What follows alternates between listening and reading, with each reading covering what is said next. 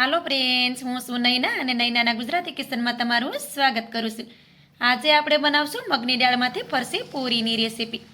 આ રીતે પૂરી બનાવી તમે તેને 1 મહિનો સુધી સ્ટોર કરી શકો છો અને આ પૂરી બિલકુલ પણ ખરાબ નથી થતી. ખાવામાં તો ખૂબ ટેસ્ટી લાગે છે અને એકદમ ફરસી બને છે.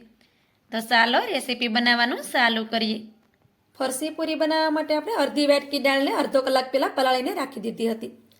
તો અડધો કલાકમાં આપણી દાળ છે તે સારી રીતે પલળી ગઈ છે, તમે જોઈ શકો છો.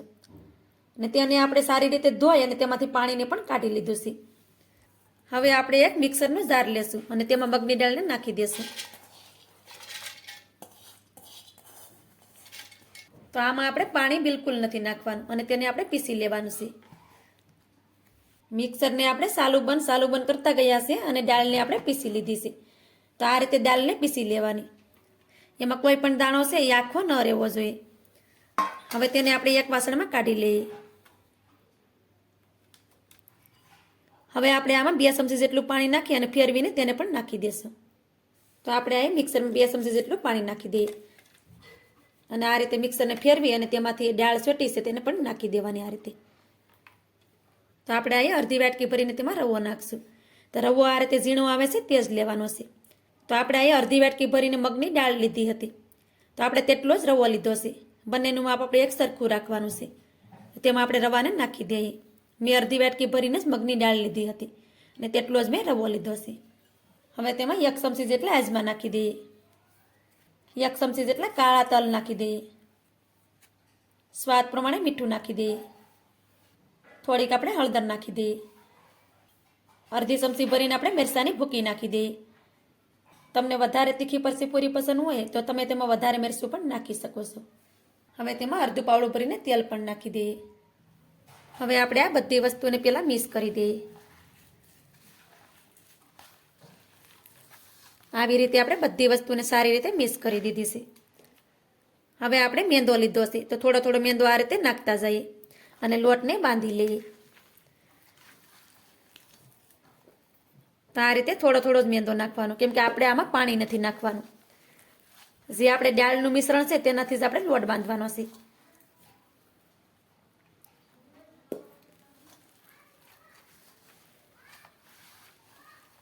તો આપણે આમાં થોડો મેંદો નાખતા ગયા છે અને લોટને આપણે આ રીતે બાંધી લીધો છે. લોટ છે એને આપણે આ રીતે બાંધી લેવાનો છે અને આમાં આપણે બિલકુલ પણ પાણી નથી નાખવાનું. દાળનું મિશ્રણ હોય તેમાંથી જ આપણે લોટ બાંધીને રેડી કરવાનો છે.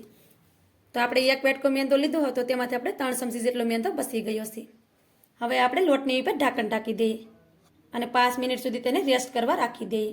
ત્યાં સુધી આપણે એક સાઠો બનાવીને રેડી કરી લઈએ. 2 ચમચી ઘીને આપણે 1 વાટકામાં ગરમ કરીને લઈ લીધું છે. હવે તેમાં આપણે 2 ચમચી ભરીને મેંદો નાખી દઈએ અને સારી રીતે મિક્સ કરી દઈએ. આ રીતે આપણે મેંદાને ઘીની સાથે સારી રીતે મિક્સ કરી દીધો છે. તમે જોઈ શકો છો કે સાઠો બનીને રેડી થઈ ગયો છે. હવે તેને સાઈડ પર રાખી દઈએ. 5 મિનિટ પછી આપણે જોઈએ તો લોટ પણ આપણો સારી રીતે સોફ્ટ થઈ ગયો છે. તમે જોઈ શકો છો. તો એકવાર તેને સારી રીતે મસળી દઈએ. હવે તેમાંથી આ રીતે એક લુવો તોડી લેશું અને આ રીતે ગોળ કરી લેશું. હવે બાકીનો લોટ છે તેને આપણે ઢાંકીને સાઈડ પર રાખી દઈએ. હવે આપણે પાટલો લેવાનો છે અને તેની ઉપર આપણે લુવાને રાખી દઈએ. તેની ઉપર આપણે થોડોક મેંદો નાખી દઈએ જેથી કરી લોટ છે પાટલે ચોટે નહીં. હવે આપણે તેમાંથી પતલી રોટલી વણીને રેડી કરી લઈએ.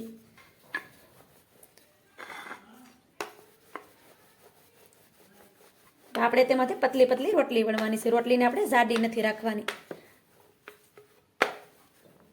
એકદમ પતલી રોટલી હોવી જોઈએ અને મોટી વણવાની છે. રોટલીને આપણે આ રીતે પતલી અને મોટી વણી લીધી છે. હવે આપણે તેની ઉપર સાઠાને લગાડી દેવાનો છે. તો આ રીતે સાઠાને તેની ઉપર પહેલાં નાખી દેવાનો. હવે આપણે સાઠાને બધી બાજુએ લગાડી દઈએ. રોટલી છે એ કાંઈથી પણ કોરી ન રહેવી જોઈએ, નકર આ ફરસી પૂરીને પડશે તે ખુલશે નહીં. તો આ રીતે જરૂર લાગે તો વધારે પણ સાઠાને આપણે નાખી શકાય અને લગાડી દેવાનું. તો આપણે અહીંયા પૂરી રોટલીમાં સાઠાને લગાડી દીધો છે. તમે જોઈ શકો છો કે રોટલી કાંઈથી પણ કોરી નથી. હવે તેની ઉપર આપણે થોડોક મેંદો નાખી દઈએ. આ રીતે થોડોક મેંદો નાખવાથી એના પડ છે એ એકદમ ખુલશે. હવે આપણે રોટલીને ફોલ્ડ કરવાની છે. તો આ રીતે ફોલ્ડ કરી લઈએ. આ રીતે એકદમ ટાટ રોલ કરવાનો છે આપણે. થોડો થોડો લોટ આ રીતે લેતો જવાનો અને આવી રીતે એક ટાટ એનો રોલ કરી લેવાનો આપણે. તો આવી રીતે રોલ છે તે આસાનીથી થઈ જશે. જોઈ શકો છો તમે. આ રીતે રોલ બનાવી લેવાનો. હવે એને થોડુંક એવું આ રીતે ફેરવી લેવાનું. તો આપણો એક રોલ બનીને રેડી થઈ ગયો છે. તમે જોઈ શકો છો. હવે આપણે સાકું લેવાનું છે અને આ રીતે બંને સાઈડથી થોડું થોડું કાપી લેવાનું અને તેને કાઢી નાખશું, જેથી કરી ફરસી પૂરી છે તેનો એક સરખો શેપ આવે. આને આપણે બીજી વાર બનાવતા હોય ફરસી પૂરી ત્યારે એ લોટને નાખી દેવાનો. હવે આમાંથી આપણે ફરસી પૂરી કાપી લઈએ.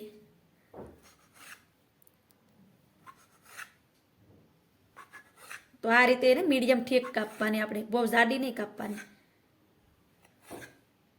આ રીતે આપણે ફરસી પૂરી બનાવીએ તો એને સડવામાં પણ ટાઈમ નથી લાગતો અને એકદમ ક્રિસ્પી જ રહે છે. અને આ રીતે ફરસી પૂરી બનાવી તમે તેને 1 મહિનો સુધી સ્ટોર કરી શકો. આ બિલકુલ પણ ખરાબ નથી થતી. તો આ રીતે આપણે બધી ફરસી પૂરીને કાપી લીધી છે. હવે આ બધી પૂરીને આ રીતે રાખી દઈએ. આ રીતે આપણે બધી ફરસી પૂરીને કાપી લીધી છે. હવે આપણે એક પૂરીને લઈ લેવાની અને તેને હથેળીથી આ રીતે દબાવી દેવાની થોડીક. હવે તેને થોડીક એવી વણી લેવાની. આ રીતે આપણે તેની ઉપર હલકું એવું વેલણ ચલાવવાનું છે. આ રીતે બહુ વજન દઈને તેને નથી વણવાનું. તમે જોઈ શકો છો કે એમાં આ રીતે પડ દેખાય છે. તો આ જ રીતે આપણે બધી ફરસી પૂરી બનાવીને રેડી કરી લઈએ. આ રીતે આપણે બધી ફરસી પૂરીને વણીને રેડી કરી લીધી છે. ફરસી પૂરીને તમે જોઈ શકો છો કે એકદમ લેયરવાળી આપણી ફરસી પૂરી વણાઈને રેડી થઈ ગઈ છે. તો હવે આપણે તેને તળવા માટે તેલને પણ ગરમ કરવા માટે રાખી દીધું હતું. તો હવે તેને તળી લઈએ. તેલ પણ આપણું સારી રીતે ગરમ થઈ ગયું છે. તેલને આપણે વધારે ગરમ નથી કરવાનું. તેલ મીડિયમ ગરમ હોય પછી તેમાં ફરસી પૂરીને આપણે તળવાની છે. ગેસને આપણે ધીમો કરી દેવાનો છે.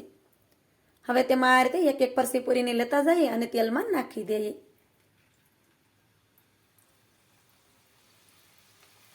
આપણે એને ધીમા ગેસ ઉપર તળશું તો આની લેયર છે એ બધી જ ખુલી જશે અને ફરસી પૂરી છે એ એકદમ ક્રિસ્પી બનશે. આપણા કડાઈમાં જેટલી હમાય એટલી પૂરીને આપણે નાખી દેવાની છે. તો આ રીતે કડાઈમાં આપણે ફરસી પૂરીને નાખી દીધી છે. હવે આપણે કંઈ નથી કરવાનું, કેમ કે થોડીક વાર માટે તેને એવી જ રીતે તળાવા દેવાની છે. થોડી વાર પછી તમે જોઈ શકો છો કે ફરસી પૂરી છે તે આ રીતે ઉપર આવી ગઈ છે. તો તેને આ રીતે આપણે બીજી બાજુએ પલટાવી દઈએ અને ફરસી પૂરીને તમે જોઈ શકો છો તેના લેયર કેટલા ખુલી ગયા છે. તો આ રીતે બધી ફરસી પૂરીને પલટાવી દઈએ.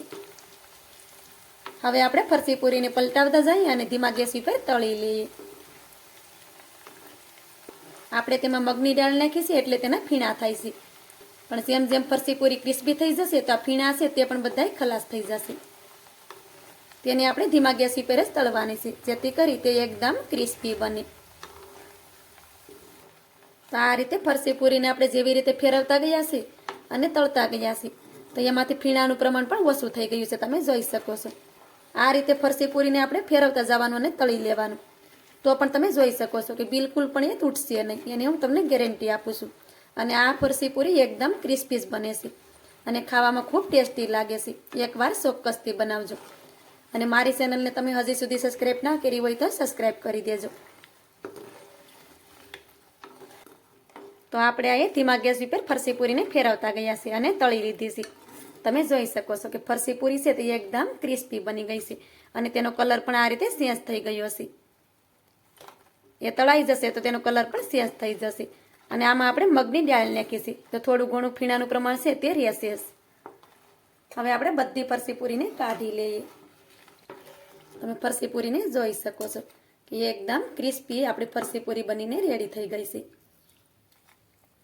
હવે આપણે ફરસી પૂરીને આ રીતે થોડીક વાર હલાવવાની, જેથી કરી તેમાં તેલ હશે તે બધું જ નીકળી જશે અને તેમાં તેલ પણ જરાય નહીં રહે અને તમે તેનો અવાજ પણ સાંભળી શકો છો. તો જોઈ શકો છો તમે કે તેમાંથી બધું જ તેલ નીકળી ગયું છે. હવે તેને આપણે એક થાળીમાં કાઢી લઈએ. આ જ રીતે આપણે બધી ફરસી પૂરીને તળીને રેડી કરી લઈએ. આ રીતે આપણે બધી ફરસી પૂરીને તળીને રેડી કરી લીધી છે. અને એક ફરસી પૂરીને હું તમને તોડીને દેખાડું તો તમે જોઈ શકો છો કે ફરસી પૂરી છે એ એકદમ ક્રિસ્પી બની છે. તો આ રીતે ફરસી પૂરી તમે પણ ચોક્કસથી બનાવજો. તો મારી આજની રેસીપી તમને સારી લાગી હોય તો લાઇક કરી કોમેન્ટ કરી દેજો. ચેનલ પર નવા હોય તો ચેનલને સબસ્ક્રાઈબ કરવાનું ભૂલતા નહીં. તો મળીએ એક આવી જ નવી રેસીપીની સાથે. ત્યાં સુધી બધાને જય માતાજી.